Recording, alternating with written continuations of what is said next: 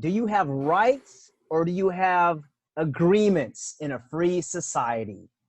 Welcome to the Freedom Lover Show, where we're building a voluntary world, one relationship at a time. I'm your host, David James Rodriguez, and we're going to answer that question because one of my friends who I met a long time ago at a great freedom event is joining us. His name is Mr. Anam Paiseanta. He's the author of Three Friends Free, also co-founder of the Voluntarist Brotherhood Motorcycle Club, and a mentor at Prima.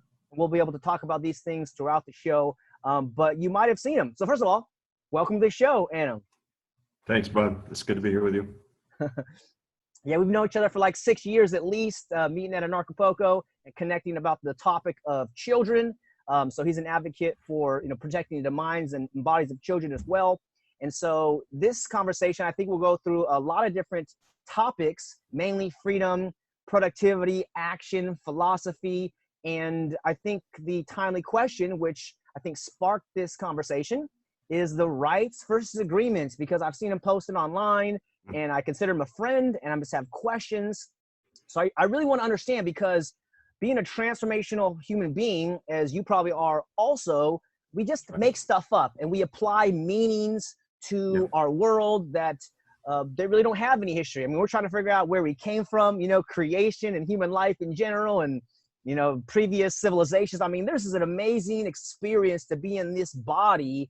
And thankfully, we're starting to become awakened to our consciousness and how powerful we really are, and how great you can become as you realize your full potential and take some risks and act in courage. And so one of the courageous things we do is have conversations, and we talk with people who we don't always agree with. This is not how we advance consciousness, is just agree with everybody 100%.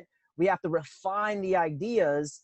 And so the Declaration of Independence said you have inalienable rights to your life, liberty, and pursuit of happiness. And so I just want to get some clarity, because I think a lot of people want to grow freedom, and you have a very interesting perspective, Anam. And so we'll have a few questions here about that and just kind of go back and forth.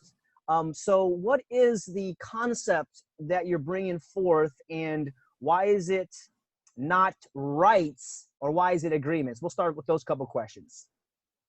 Yeah, sure. So if something is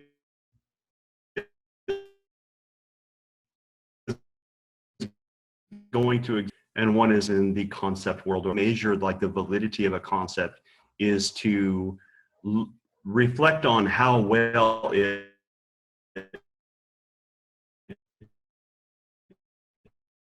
just that math is so steady of a concept actually reflects into the material world. Yeah. No good?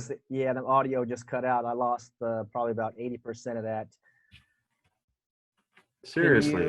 Yeah. Is it, are you on a Wi-Fi, or is it a, like, It's Wi-Fi. Wi-Fi? Yeah, so to answer that question, things can exist in one of two ways. One is either in the material world, like a table or a chair, and the other is in the idea world, like concepts, right? And in order to evaluate the validity of a concept,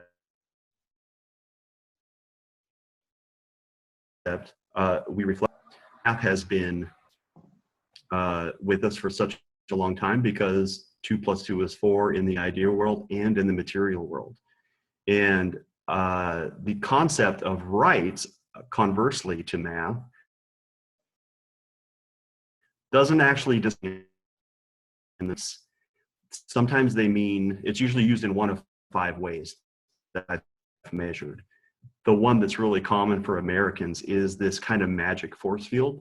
Like, that can't happen to me because I have rights. Like the cop can't pull me out of the car and stomp on my neck because I have rights. They can't take my guns away because I have rights. You see what I'm saying? But in the real world, cops stomp on the back of your head.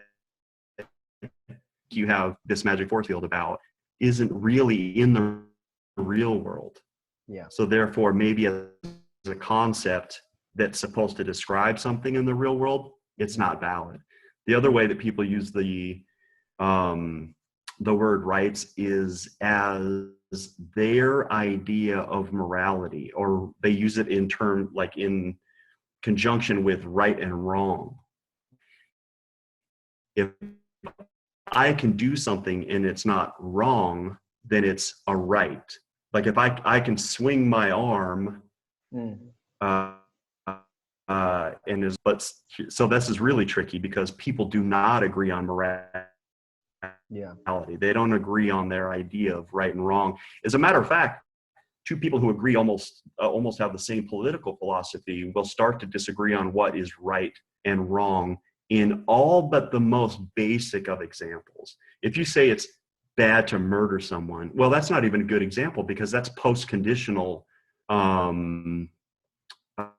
qualification, right? Because murder is killing in certain circumstances. So if killing is only wrong in certain circumstances, then that means it's subjective, right? Because it depends on the circumstances to be interpreted by a human, which is the subject. Right, because self-defense, somebody breaks into your place, you could kill somebody, and that would be a justified killing, effectively. Yeah, people that haven't thought very much about rights versus agreements will always say things like, no, certain things are always wrong, like rape is always wrong. Well, wait a minute. Rape is a post-conditional qualification term. Rape is that was done outside of an agreement. So here we are. It actually does depend on the scenario. Got it. Rape is what we call it after we've determined that it's wrong. And how did we determine that it's wrong? It was outside of an agreement. Right, it violated consent. So as far as a verbal agreement.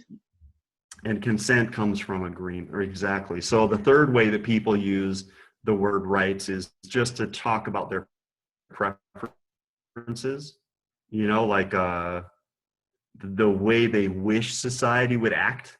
You know what I'm saying? Yeah. Like, I don't want them to violate my rights, or like Bernie Sanders people would say, I have a right to free education, or it's just once you're going on like a loose concept, everybody can use that loose concept to fit their goals, right? Like I have a right to, free healthcare or free education or to food or all kinds of stuff. You know what? And once you go down the rabbit hole, like kind of anything goes. Yeah, I agree. So the other way. Okay, go ahead. Yeah, go ahead. So there's there's five, and one's valid. The fourth one is the rights that we get from government. And these are like one-sided contract rights. So what they really are is allowances. So if the government says, we'll let you do this, people think, well, that's a right. Like it's a right given to me in the Constitution or whatever, right? And but that can be taken away because it was one day allows you to go to the park, but tomorrow doesn't. It doesn't mean there's some innate magical guarantee that you always get to go to the park. It's just somebody's allowing you to do something right now. Like, in some jurisdiction, it might currently be your right to buy a high capacity magazine, or let's say a standard capacity magazine for a gun, 30 rounds. But tomorrow that allowance may not be there. So that's not actually what these people are talking about either. In that case, in that sense of the word right, it's actually just an allowance. So the fifth way that people use the word rights is in contract rights. So this is where we take something from the ideal world and put it into the material world. If I say, David, I'm going to mow your lawn, you give me $15, and I give you a lawn that's mowed once a week. Okay. Right? So if I scribe it, write it down on paper, so now it's in the material world, I sign it and you sign it, or it could just be a verbal agreement about something so simple as mowing your lawn. Right. If we have trust with then each it's other, a we have a verbal agreement. Yeah. Totally. So this is actually a power that comes from an agreement, right? So you the power to have the certain benefit, and you give me the power of receiving that $15, living up to the agreement, basically. So everything is like that, and everything that people think are right and wrong always come back to, are we inside or outside of an agreement? And that all comes from negotiation, right? In this world, there are no rights. There's only what you negotiate. Like people think, I get the right to carry or to have a gun, or I have the right to life. It's like, no, you don't. If you stand in traffic, you will die. If you don't keep your gun, they will take your gun. There's no rights. There's only what you negotiate. And people mistake that word negotiate to mean bargain. But the word negotiate can also mean to maneuver. So if a cop is pulling you over and saying, we need to take all of your cash as civil forfeiture, you can negotiate with your gun and your homie's guns who are triangulating on the cop behind him if your gang is as well organized as their gang is. Unfortunately, that's not normal, but it would be good if it was. So I wrote down some other notes. I got a question. Yeah. So because you so here you go. Here's the reason. Let me yeah. I was just going to say the reason this is so important, and I've been hashing on and on Facebook about it, is because if we are to make a society that's cohesive, that has any hope of success, then our expectations of each other and the structure has to be built on something that's mutually measured and mutually measurable. Because here's the thing. If you take concepts and want to base a society on concepts and like cohesion to the concepts, there's just really not a precedent for success in that. Like even take a big concept like God. People who believe in God disagree on what it is or what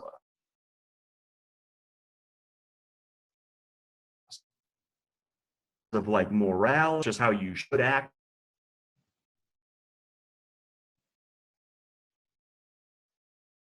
Whether we want those things to be objective or not, they're not.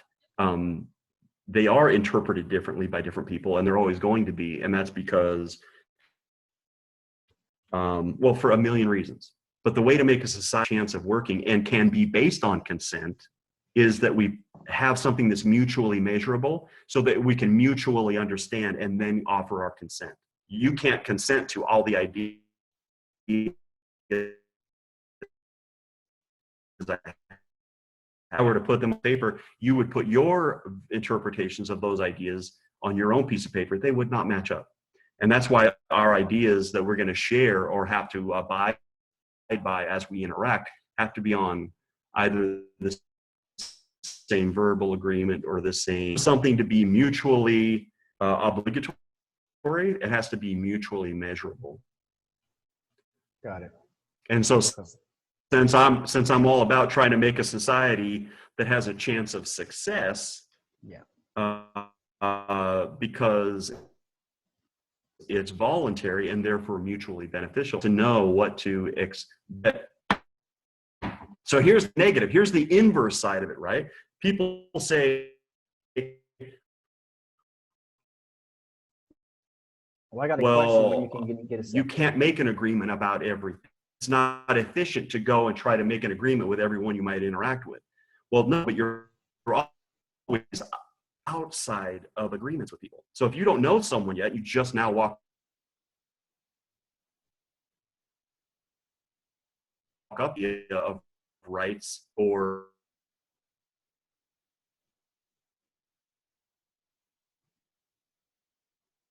rights. The reason that we should be able to defend ourselves against that is because we don't have an agreement with them. And that's it. They haven't yet come and made an agreement with me for 40% of this year's productivity. So therefore, we're outside of an agreement. And if they are admitting that they want me and them to act outside of agreements, that could be dangerous for them. They're much better to try to get into an agreement with me before proceeding. Got it. Okay. I understand the framework now, and this has been very helpful. So, and your audio is a little bit choppy, but I'm getting about 80% of it. So if you're listening to this, put some of the questions that you might not have gotten, but I've gotten enough to understand where you're coming from. And I don't have too many disagreements. I just have some questions because what I've seen a couple of your posts, and I'm like, damn, I'm trying to understand this without having the conversation now. So all of freedom, my understanding is it comes from self-ownership, property rights. I own this flesh. So in the context that you're talking about, or the voluntary world, the voluntary village city that you envision, is there a need for everybody to acknowledge the self-ownership of their flesh and blood, or not? Is it not something where we can say, yes, you own your body, I own my body, this is basic math? Or is it still kind of this imaginary world that you were phrased earlier as very comically is a force field, but Mhm. like property rights, owning this body? What's your take on property rights for the body itself? You don't need to add this middle step, which is kind of a loose link of saying rights. You don't have to say I have the right to own myself. You don't even have to say I own myself. There is no separation between the experiencer and the experience. You know, the Descartes said, I think, therefore I am. This Yep. statement not only identifies what the experience is, that even if it's a dream or a simulation, that it is my experience, right? Yeah. It also, importantly, but often overlooked, identifies the I. I think, therefore I am. I am having an experience, therefore the experiencer is I. So these things are not separated. It's only in our mind, and especially in this era of humanity and our current paradigm of our psychological paradigm, Yeah. that there's separation, right? There's not. You don't have to say, I have the right to own myself. You don't have to do, you are yourself and your experience. And if someone wants to make an agreement with you, they can attempt to. And if it's a voluntary world like we want, they will attempt to by adding value first. And if they want to act outside of agreements, think of what goes. If I said to you, David, hey, before we interact, let's agree that I won't poke your eye out if you don't poke my eye out. Yeah. As a matter of fact, let's broaden it just to say we agree that we won't harm each other as long as we aren't harming each other or any innocent people around us, right? And so if you say, no, I don't want an agreement where Anam doesn't harm David, then I say, wow, okay, then that means anything goes. Mm-hmm. It's like a consent to be outside of consent, you see? Yeah. Yeah. So can you imagine the IRS comes to your door and you're like, guys, look, we can either be inside of an agreement or outside of an agreement. Outside of agreement is much dangerous for you. It's much more dangerous for you. So would you like to act only within an agreement, or would you like to act outside of agreements? Right. And this is where we're at. This is March 22nd, 2020. And, you know, this show, we talk about freedom and helping the listeners and viewers know this. And remember, the state is organized crime. These guys have all the guns and they force our children into schools, force vaccines in them, have a regulation monopoly on drugs and what you can do, and the private prison industrial complex, military industrial complex. This has all been going on for decades and generations. And so thanks to the internet, we're able to see their crimes on 9/11. And this whole CV-19 thing also looks like a false flag to push us down, to crush dissent. The Hong Kong protests, the France protests, all these things have gone away because of this little flu that isn't killing as much as the regular flu, or, you know, like tuberculosis kills over 1.6 million people a year. They don't talk about that, but these other things. And so I like what you're saying about the agreement being inside of the agreement and being outside of the agreement. So what is your understanding or position on property rights to the body? Like, so I agree with you saying, I don't have to say I have the right to my body. Do you say you own your body and have dominion over it? Or how do you phrase it? Or like, if you were the, you know, king of the world and you're saying, hey, we're going to move from inalienable rights to XYZ, you know, what would that XYZ be so that it can be feasible for everybody? I think the main thing is for us to start trying to seek truth and stop just accepting bullshit that we have in our heads that we've inherited. right? So if someone wants to say, I have the right to own my body, or whatever kind of language they want to use, the fact is this: if anyone else makes a claim higher than yours on your body, they have to prove it. If you make a claim, right? If someone says, Anam, I actually have a claim on your body, or 40% of your productivity, like, actually no, because you could have only got that from an agreement with me, which we haven't made. And we don't have to worry about my interpretation of rights, or my interpretation of morals, or their interpretation of rights, because they've got a whole book full of their rights. They've got a whole playbook of their rights, but it's all bullshit. See, that's the thing. If we're going along with bullshit concepts, then that means bullshit goes. And if my bullshit is, I'm expect for it to exist in the real world without proof, then their bullshit gets to go in the real world without proof. And their bullshit says they get 40% of my income. But in reality, there's no piece of paper with my signature on it that says they get 40%. There's no interpretation needed there. It either has my signature on it or it doesn't. We can build a society on this. Got it. Okay. Because so if I was in an agreement with you, you can look at the terms and I can look at the terms. It's in black and white. Okay, I got it. So you're taking the concept into physical reality with a signature between strangers, and with people you trust. You can do a verbal handshake or whatever agreement like this, but you're taking it from the philosophical and putting it on paper or on a document that says this is what we agree when we're interacting with each other. And then the response to self-ownership is, I exist, I own, because I am. Because I exist, this is mine. There's nothing else to say other than I am, and this is my body by evidence. And you are saying you claim something on my body. Well, where's the evidence that I owe you anything, or you have a claim on this body? I am. This is obvious. And so, is that what I'm hearing? Yeah, here's another way to look at it, though. You don't even have to use philosophy on this. When you do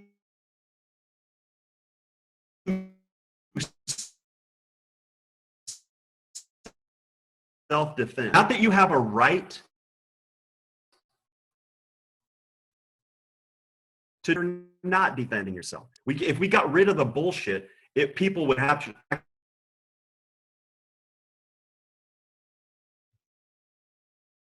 actually start to see the responsibilities on them. I don't have a right to food. I don't have all that shit. You're either working to get food, so the responsibility comes back on you. Okay? Not when you have a right to self-defense. That's like some fucking idea. When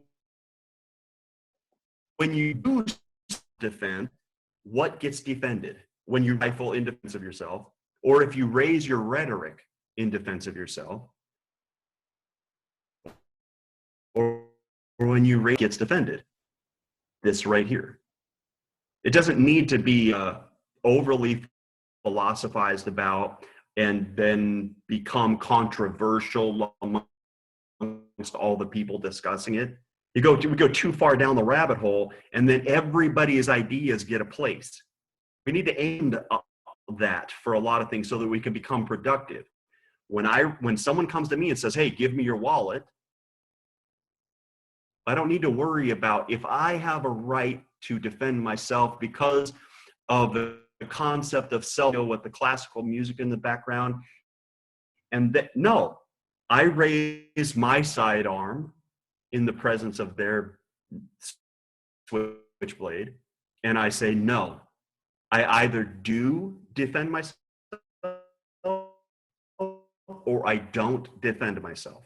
I don't need any rights. I don't need a magic force field. I don't need permission from a guy with a funny hat. You either are negotiating for the things you want, and by negotiating, I mean maneuvering. You're either working towards the things you want in this world, or you're not. And the responsibility for your outcomes is on you. And for those people who say, well, my life is harder because of certain circumstances, then that just means you have to work harder. Get to it.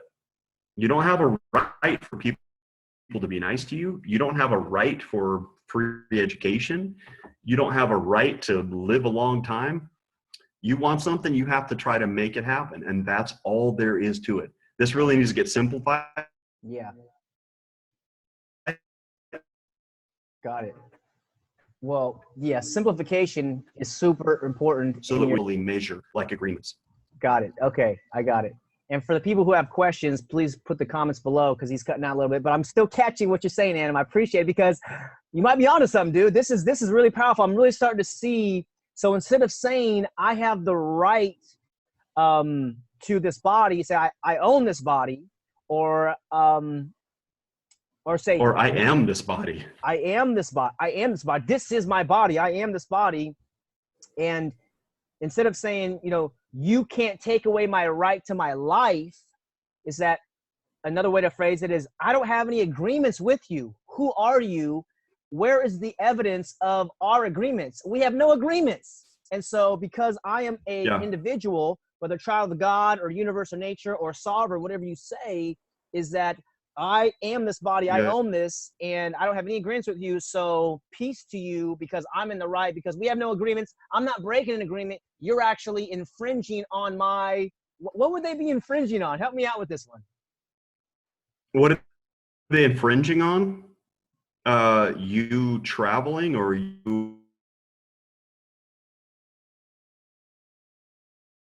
Infringing on my freedom? You keeping your money?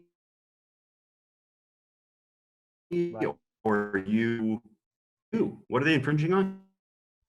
They're just infringing on against them outside of an agreement.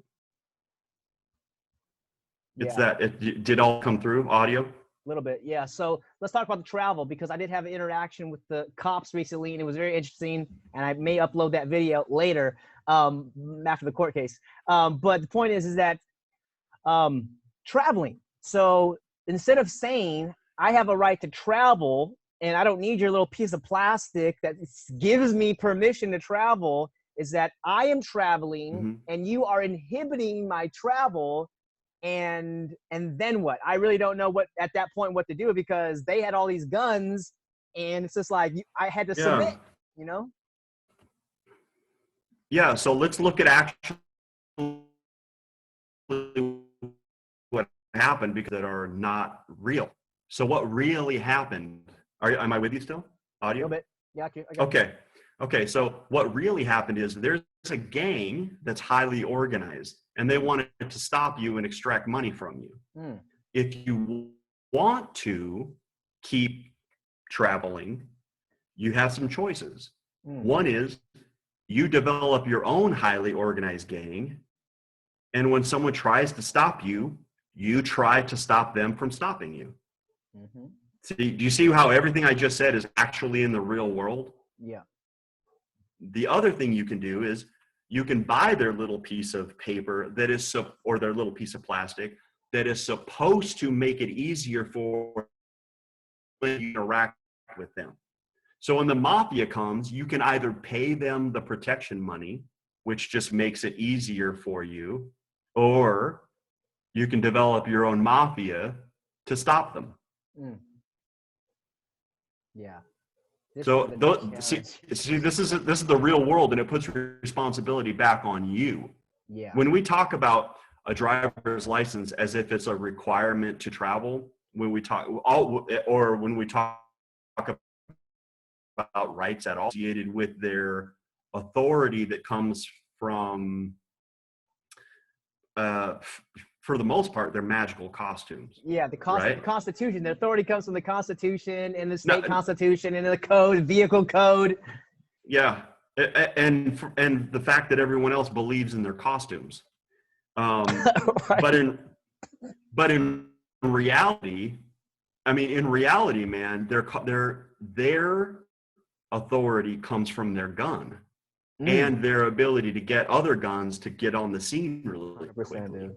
Yeah. This is, like, if we just drop, everybody in the anarchist community has, we still, man, I've been an anarchist a long time, but I still am finding places where inherited paradigms are stuck in my own head, and I'm trying to suss them out and clean that up. Yep. And so a lot of what I've been doing lately is asking myself, like, what do I really know? What can be really seen? And what is a bunch of bullshit that I've been carrying around with me? Yeah. Some of it is just ideas that I like, but I've been admitting to myself, those are just ideas that I like. That doesn't make it real. So what is real? Because that's what we can make a real world out of. And the fact is, the costume or the pieces of paper that are signed at the state level or the magical pieces of paper that are signed at the national level, it's all bullshit. It was some dudes. It was just some dudes. And they've got this organized gang that acts a certain way, and ultimately their authority comes from a gun. And that's why they're able to pull you over, beat the shit out of old grandmas, pull them out of their car, take people's money and call it civil forfeiture, asset forfeiture. See, when we accept that like certain concepts are just real without reevaluating them or making those concepts prove themselves in the real world, bullshit like civil asset forfeiture or all these euphemisms start to become kind of gray, like maybe it's real, maybe it's not, maybe, no, a concept is either valid because it reflects in the real world or it's bullshit. The reason we stay with math, which is a concept, is because it reflects into the real world. But government is one of those things where we have a lot of inherited paradigms that aren't really real. And rights is one of them. If you look around, there's no rights. If you actually look at your experiences in your life, there was no magic force field protecting you from anything. You either protected yourself or you didn't. Got it. And so when our gang is organized enough to defend itself, we won't have to pay taxes anymore. Right. Because their gang, uses coercion and threats of intimidation to get the money and even access to your bank accounts, having liens or levies, and they shut your shit down. Whereas crypto is coming in, and it's not super user friendly yet, but the concept I think is pretty exciting that it's just peer to peer, like a torrent or a Tor, right? So it's like there is no middleman. It's just mano y mano, and the platform's set up, and now we can exchange money. Because I do understand that there are some cops out there that aren't necessarily bad, but they have no moral compass, no moral code, because they were indoctrinated in the school system and they didn't have that epiphany or that realization at some point, like, damn, this seems like those guys are the bad guys. The badges, the uniforms, those guys are inflicting harm on me. Like, I'm the victim. I'm not the criminal here. And, my understanding, a crime has to have an actual victim, whereas these citations and these violations are breaks in their code that we didn't agree to, or perhaps through the driver's license, we did agree to. So I'm starting to see a little bit more about what you're talking about, because we got to transform what's happening. And these guys are gangs, and without the money, they wouldn't have that job. Like you and I, we're working for freedom. We're working for independence. We want to become wealthy so we can give to organizations and give to people to grow freedom. But they're doing it strictly for a paycheck and their nice pension. And they're going to have to live with that moral conscience if they have one, if they realize they've been hurting people. So what do you think? This is some of the really great conversation we've been having of how to build a voluntary world. So is the voluntary village, let's talk about the cities, the towns, because I think the intentional community, these voluntary villages, is where it's at. I think having these types of voluntary contracts are attractive, and we have strength in numbers, right? If let's say 20 or 30 or 50 or 100 of us get together and say, here's a contract we can agree to, and now we can start living in peace and have that agreement. Is that how you think this freedom evolution is going to happen in the next, 5, 10, 15, 20, 30 years? Or what do you see if your ideas start to take off and these agreements take precedent over the rights?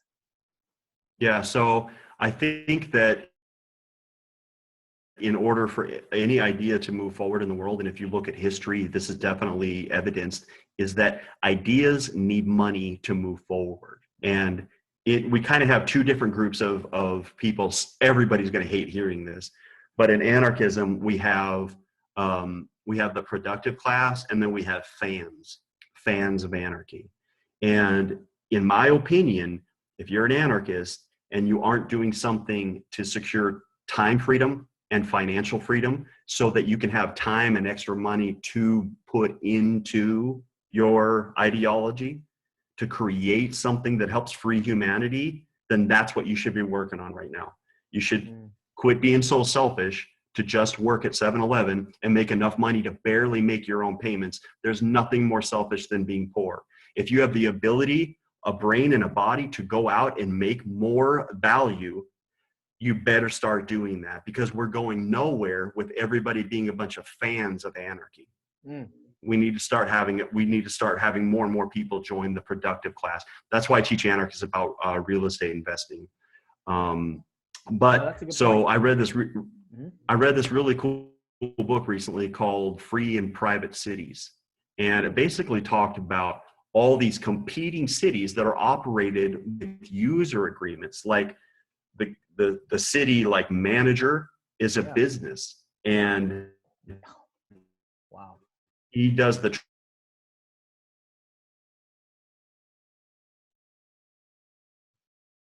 trash pickup. He might walk, and then so you sign up for a year, and it costs you a certain amount of money, and then you get all these services for that amount of money.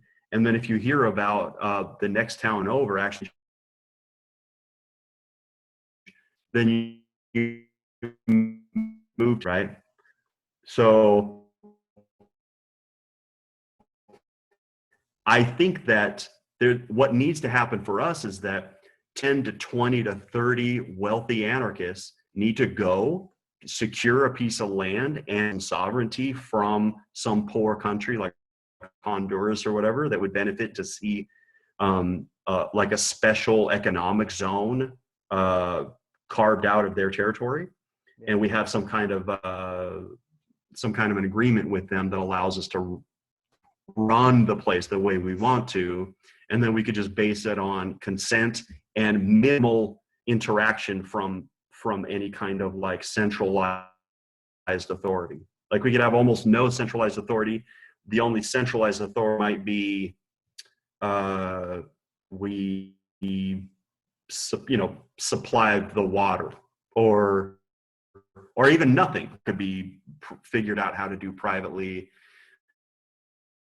You and I would design the city based on consent, and it would let private companies figure out everything. And but then you know what? The next city over could be totally socialist. Right. And you know what? They could just shut their mouths and put their ideas to work and see if those ideas stand up. That's right. And then over here you could have one, that's based on Republican ideals, other set of ideas that we don't even know yet, and just let them compete. And the best ideas win. And that's what it's really all about, right? Yeah. No, I love that. I'd never heard of that book, Free and Private Cities. I'll take a look. Is Titus Gable the author? Okay. Yep. He spoke in Acapulco 2018, and I remember he delivered a powerful talk. And I think that was the year also Roger Ver mentioned freesociety.com, where he was going to nation states and negotiating with them about getting some land in exchange to bring economic activity to it, because it would be a free place. And I really do think this is it, Anam. Like, I have a group called Voluntary Village Creators, because after going to an Acapulco and other freedom events each year, you meet the most beautiful, awesome souls for like 3, 4, 5 days. And then you go back to your own countries, your own cities, and you're like, damn, dude, like, I love those people, dude. I just met them, but they're freaking awesome people. So I think the intentional community of voluntary villages is where it's at. And I think you're right on point. Like, 10 or 30, wealthy people getting together. And this is the challenge. Okay. So I've listed some of the things. One is we got to have a conflict resolution agreement. There's got to be application process for new livers or members or whatever you call it, citizens. Yep. Escape clause. Yeah, members. Yep.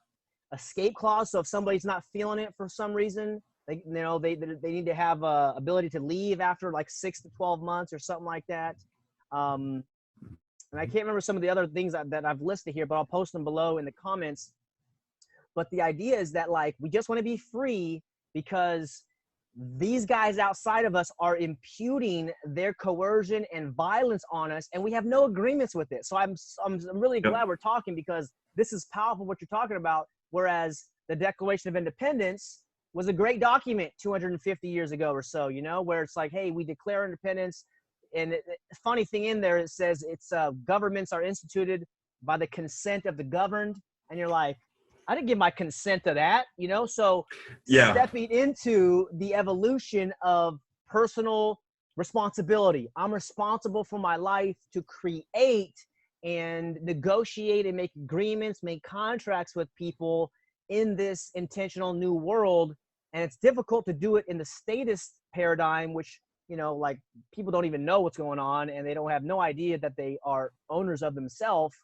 But whereas if all of us get together, it doesn't have to be huge, but like in a place where we have this community, now we can start testing these ideas and then figuring out what is the most efficient and effective way to bring in the water. You know, I mean, basically you have to become independent water. Your energy's got to be independent. The building, there's got to be some design in the beginning as well in terms of, let's say, community and a vision for it, because this has got to be the next evolution, man. I don't know what the next evolution is. This has got to be it. It is. Dude, it totally is. People have had it with the nation state, and this is definitely the wave of the future. It's micro societies built on consent. Yeah. And you know what? You just mentioned the Declaration of Independence and all that. So this was a document that was written as a, hey, these ideas would be nice. Yeah. Like, we hold these truths to be self-evident, although the next generation won't. And we think everyone should be able to speak freely, but we're not going to say what happens if that gets violated. But a real contract is written like, if this happens, this is the result. And if this happens, this is the result. And that's what like a real user agreement or a real contract. I'm a real estate investor. Right. So I have my own ideas about how my tenants should act, right? Like what I think is right and what I think is wrong, but all that's in my head. They happen to have other ideas about what is right and wrong. Right. And right. And that is why we have a contract that says, if you pay your rent, you stay in the property. When you don't pay your rent by this many days, you get evicted, or you have to leave the property through this other process. So that's what all real agreeable valid contracts basis for a consent has to be like. The Constitution was just like kind of like we think these ideas are kind of cool, but that's it. It has no teeth. And you know it has no teeth because look at the country that we are in right now. The United States is in such violation of its own documents of formation that it's arguable that it's not even a real country. It should have said the people have the right to free speech, period. Anyone in the government that tries to violate that should be hung with summary judgment, extrajudicial summary judgment. Right? Shit. If it said that, any official in government that tries to abridge any of these first 10 amendments will have extrajudicial. That means the court doesn't get to decide, the people do. Yeah. Summary judgment. That means we don't go through a process. You did it. We saw it. Get a rope. Extrajudicial summary judgment. Damn. And I would say if you violate these first couple of agreements, that it would be capital punishment. Yeah. Wow, so that's powerful. Any politician, if you swore that you're going to uphold these agreements between the people and the government, right? Yeah. And and then you try to violate them, you're out. It's serious. It should have been like that. It wasn't like that. And that's why the country is the way it is now. It's a joke. Right. It's literally a joke of what it could have been. Dude, and why? Because whenever you concentrate power, psychopaths flock to it. That's just a rule of nature, right? And the Constitution didn't do enough to address that, and it is what it is. Beautiful. No, I think that's very well stated. And if you are watching and listening to this, you've never heard of Lysander Spooner. He was bringing this up 150 years ago. He was a legal scholar also, and he didn't bring up some of the fantastic points that you brought up. But like, hey, if you break this agreement, you get hung or you get some crazy thing done to you. They probably would have abided by their own agreements. I mean, if you're a police officer, a politician, and you swear an oath to an agreement that's not upheld, that's a serious violation of your contract, of your oath, of your honor, of your humanity to us other human beings. Like, what are you doing? So if you're a politician, it's pretty clear to most of us, you're a criminal, you're a scumbag, you're a snake. And in order for us other peaceful humans to evolve, we have to have these conversations. We have to discuss ways and means to bring about peace, because you guys, your word doesn't mean anything. You have no integrity with what you're doing. And so people like Anam, myself, and the people in the voluntarist community are creating solutions, just like this conversation is a solution. And I actually get very excited when you start talking about this stuff, because like, I feel it, dude. I feel the vibrations. That's true. And it's like, damn, dude, we got to evolve, because the Declaration was a good start, but now it's time to get to the next level, and contracts is where it's at. Like, my consent is precious, is sacred. I don't just give it to anybody because they say. I actually have to do it. And so all you listeners and viewers out there, your consent matters. You are a precious soul, a being, wherever you came from, for this experience. And it's super important why you're here. What are you doing here? And what happened to humanity over the last 200 years, where these cycles got in place, and now they just drop bombs on millions of women and children for generations? I mean, we are the ones. This is the conclusion. There's nobody coming to save us.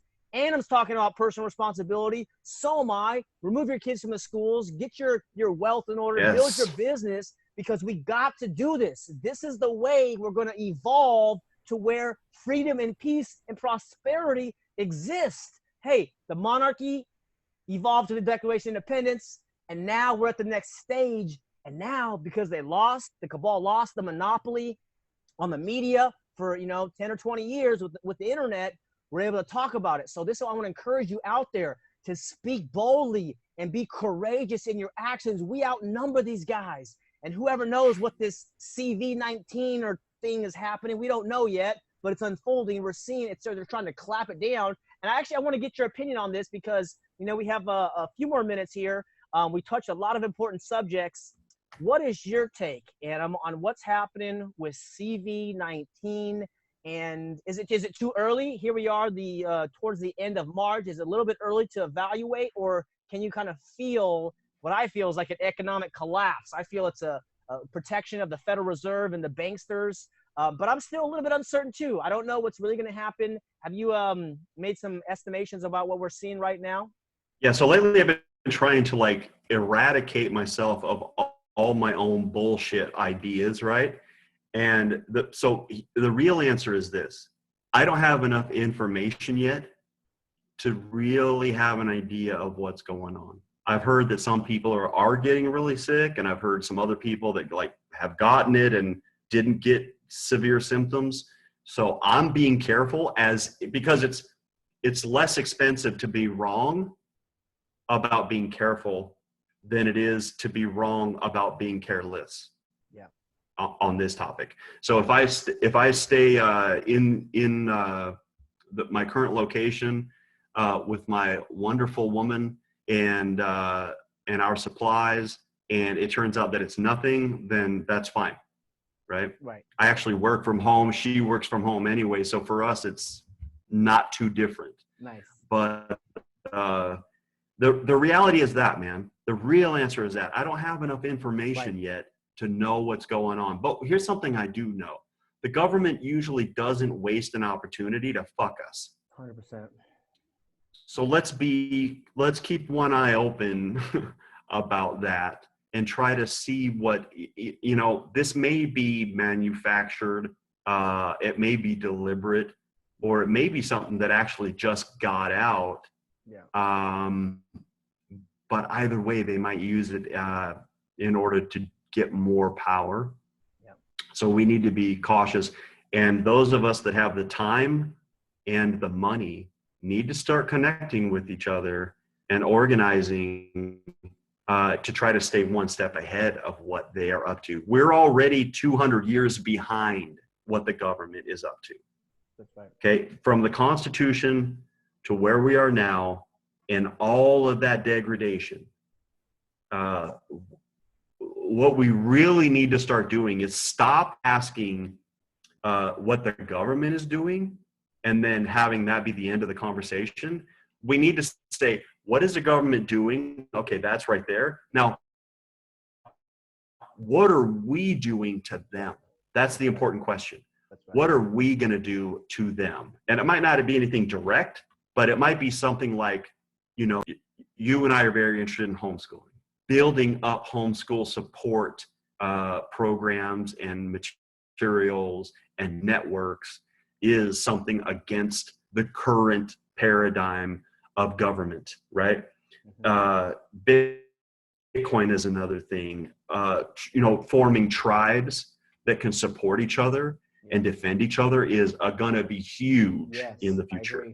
And building like cities based on consent, building these like free special economic zone cities is going to be a big thing, kind of like Lieberland could be, or there are other examples already in the world underway, but for us anarchists, that would be a beautiful thing too. So like, we need to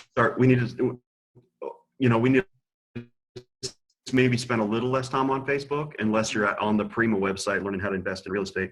But other than that, like, we need to start putting some ideas into action. And here's the scary part.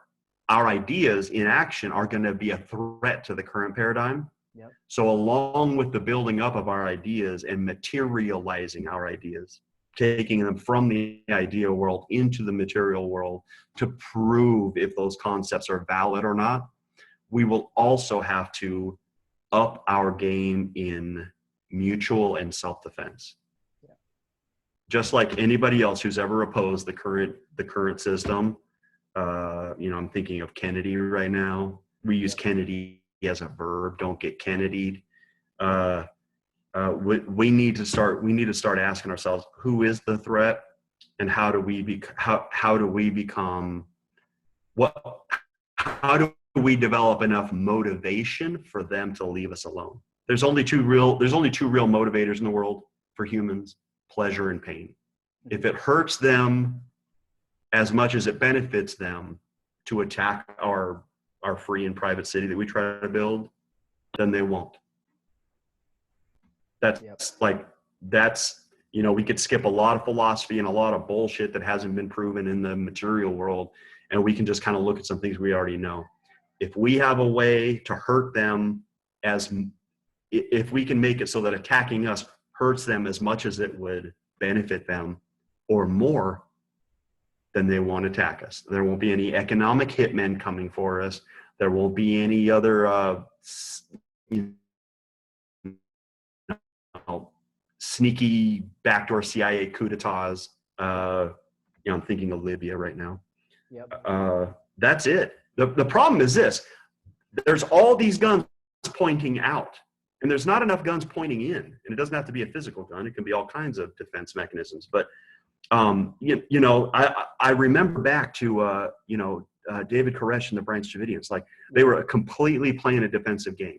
Would the story have ended that way, with the flamethrowers going into the building and then the building catching on fire and all those people who didn't initiate force on anybody burning to death? Would the story have ended that way if David would have picked up the phone, not David Rodriguez, David Koresh, and said, Janet, we've got 3 teams, with crosshairs on your house right now. Suggestion is you call your dogs off, up to you. Right. We've got 3 sniper teams outside your house right now, your call. Yeah. That's I mean, because all it really is there's some dudes who are writing down what they, their silly ideas on pieces of paper and then feeding it to the rest of us in their public schools.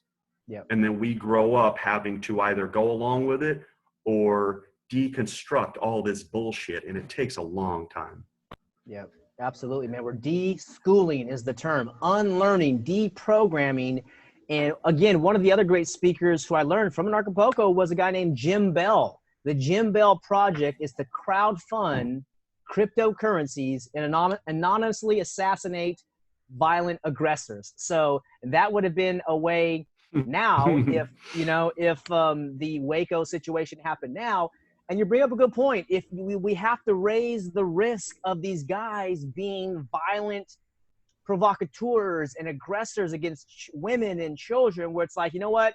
Let's not mess with Anam's tribe or David's tribe or, voluntarists in general. Let's just go after these guys over here who are unorganized. Yeah.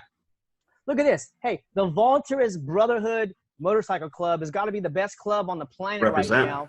Yep. And look out to them. I don't know if you have a website here as we're wrapping up. I want you to rattle that off so people can stay connected with you. But we are evolving, ladies and gentlemen, beyond this coercive organization, coercive individuals. We can now see you guys. If you work for the state, I'm sorry, dude. I got family members. My mother's a retired teacher in the public school system. I got family members that are teachers and principals now. I love you guys. And you're part of a mafia organization. It's called compartmentalization. You can't feel it because you don't know what the left hand's doing, the right foot, and all these guys, different plans. But there is a plan to enslave you and me and our kids and our grandkids. Agenda 21, 2030. They want to put an RFID chip inside your hand or your head and get rid of cash. And this is another idea, I think, for CV19. There's a war on cash in London.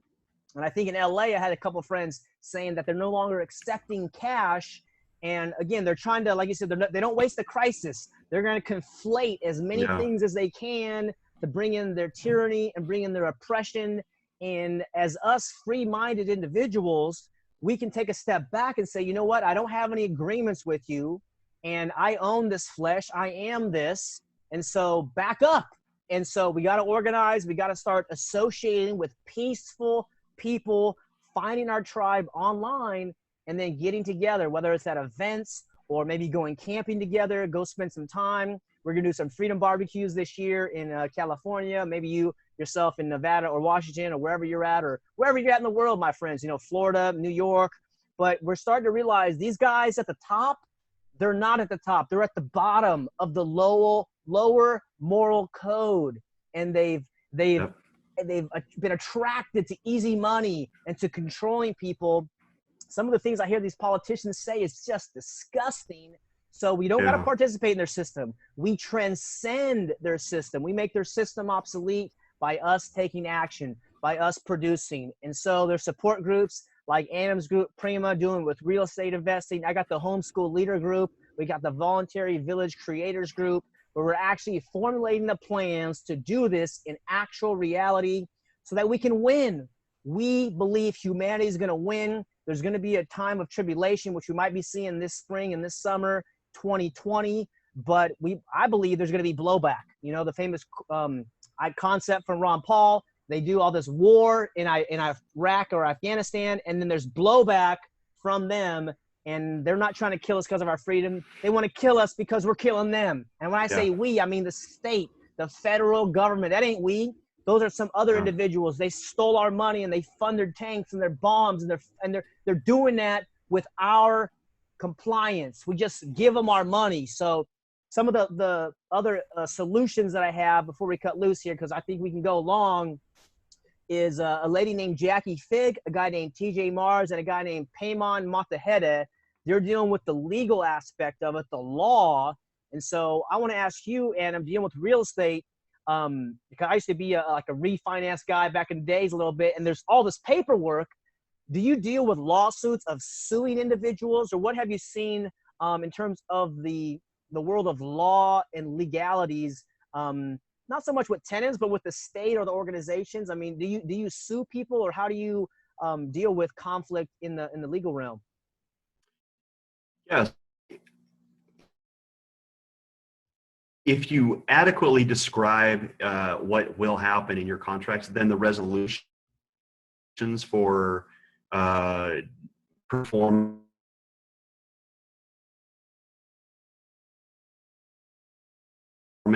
either that's within the contract or outside of the contract is usually jurisdictions I don't operate. So as far as like anything in my own name, I don't keep money in the bank. I mean, I just try to make myself, it's back to pleasure and pain. If suing me doesn't give them any pleasure, I'm probably not going to get sued that often. Now, this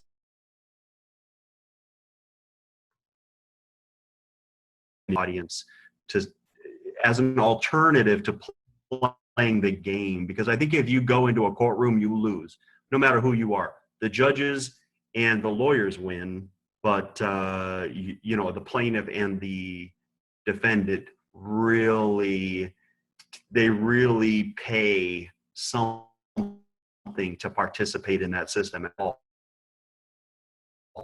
Adding as much value as you can so that you have good, harmonious relationships with people. That won't always work, but when it doesn't, be sued. Be a target that no one wants to go at.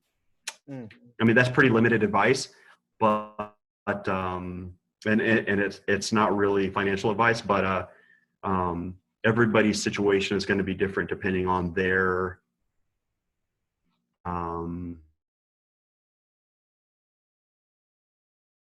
for me, in my experience, those are really my three pieces. Write clear agreements. Try to add maximum value to everybody that you interact with so that you have harmony that never leads to conflict.